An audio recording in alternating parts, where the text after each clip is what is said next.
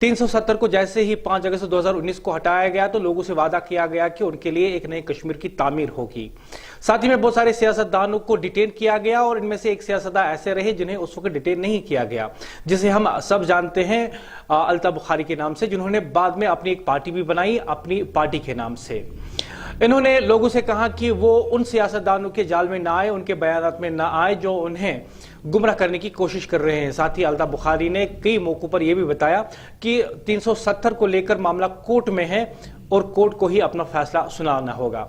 साथ ही में उन्होंने उन पार्टियों पे भी फिर इल्जाम लगाना शुरू कर दिया जिसके कभी वो फैन भी थे। वो खुद पीडीपी में रहे, पीडीपी में उन्होंने वजारत भी इख्तियार कर ली, एजुकेशन के मिनिस्टर भी रहे, आरएनबी के मिनिस्टर भी रहे और साथ ही में वो उस वक्त बड़े बड़े पुल तारीफों के बांध रहे थे महबूबा मुफ्ती के लिए और मरहूम मुफ्ती मोहम्मद सईद के लिए। लेकिन बाद में हमने देखा कि जैसे ही वो पीडीपी से अलहदा हो गए तो उन्होंने नेशनल कॉन्फ्रेंस के फारूक अब्दुल्ला के हक में अपना वोट डाला, जबकि यहाँ पे पार्लियामेंट्री इलेक्शंस हुए थे। साथ ही में उन्होंने उस वक्त फारूक अब्दुल्ला के बारे में कुछ अच्छी बातें भी कही थी। खैर, हर एक की अपनी एक राय होती है, अपनी एक पहचान होती है और उसका अपना एक कलाम होता है, हम उसके खिलाफ नहीं हैं। जमहूरियत में हर शख्स को ये हक मिला है कि वो अपनी राय का इजहार करे। यही अल्ताफ बुखारी बाद में अपनी पार्टी बनाता है अपनी पार्टी के नाम से और बाद में यही नेशनल कॉन्फ्रेंस और पीडीपी के खिलाफ बयानबाजी शुरू कर देता है। हालांकि किसी भी पार्टी से जुड़ा हुआ कोई भी शख्स, चाहे वो उसका चेयरपर्सन हो, मेंबर हो या सीनियर लीडर हो, उसका दूसरी पार्टियों के बारे में बुरा भला कहना या उसकी मुखालफत करना या उनकी पॉलिसियों की तरदीद करना या उनकी मुखालफत करना, ये उसका हक बनता है। क्योंकि हम जानते हैं कि सियासत में जहां लोग सियासी तौर पर एक दूसरे का मुकाबला करते हैं, वहीं पे वो एक दूसरे पर इल्जामात लगाते रहते हैं और साथ ही में कोशिश करते हैं कि लोगों की नजर में दूसरी पार्टी को या अपने मुखालफिन को नीचा दिखाया जाए। यही यहां की सियासत रही है और अब भी ऐसा ही हो रहा है।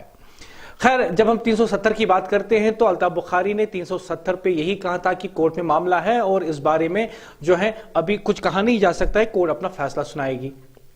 फिर बाद में इन्होंने दूसरे पार्टियों पे यह भी इल्जाम लगाया था कि जो यहाँ के सियासतदान हैं ये यहाँ के लोगों को गुमराह करते हैं। कई बार इन्होंने कहा कि जिन लोगों ने यहाँ के बच्चों के हाथों में बंदूक दी या फिर उन्हें गुमराह किया, उनको बख्शा नहीं जाएगा। और ये एक ऐसे सियासतदान है, जब 370 को हटाया गया तो तब इनके खिलाफ कोई भी कार्रवाई नहीं हुई, यानी इन्हें डिटेन नहीं किया गया। कई बार इनके मुखालफिन ने इन पर इल्जाम लगाया कि ये बी पार्टी हैं बीजेपी की, और ऐसे इल्जामात पीडीपी जब वजूद में आई थी तब पीडीपी पे भी ऐसे इल्जामात जरूर लगे थे। हालांकि उस वक्त नेशनल कॉन्फ्रेंस ने पीडीपी को बीजेपी का बी टीम कहा था। अब जब अपनी पार्टी बनाई गई तो पीडीपी और नेशनल कॉन्फ्रेंस दोनों ने अपनी पार्टी को बीजेपी की बी टीम कहा। हालांकि किसी भी पार्टी के साथ ताल्लुक रखना कोई बड़ी बात नहीं है और ना ही इसमें कोई ऐब है, लेकिन यहाँ के सियासतदानों का काम रहा है कि वो एक दूसरे के उनके मुखालफिन होते हैं उन्हें नीचा दिखाने की कोशिश करते हैं।